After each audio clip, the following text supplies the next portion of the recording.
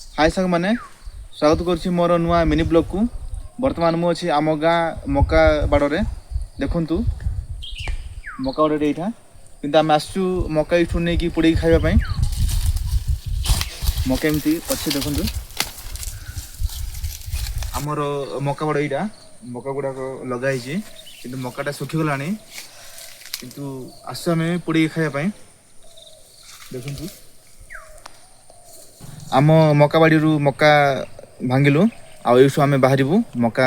पोड़ापी तो चलते से जावा। तो सांग मैंने देखु आम गाँव अजा जड़े आसते बुलाप आसते अजा कट जाऊल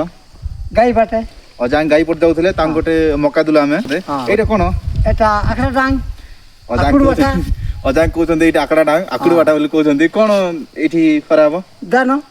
धान पुणी धान कौन केमती करेंगे जना यहाँ तो अजा के देखो देखो हाँ हाँ और ठीक अच्छे अजा देखो अजा स्माइल केमती देखो अजा टी हसी दियो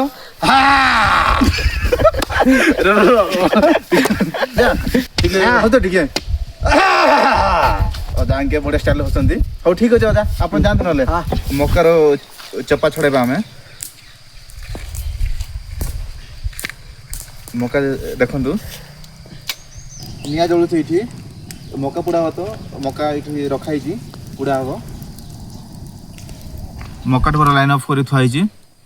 तो पोड़ी देलु आम मकाटा इने खाइबू। तो सांग मैंने मका मु खाइली भल लगे आपण मैंने भी खातु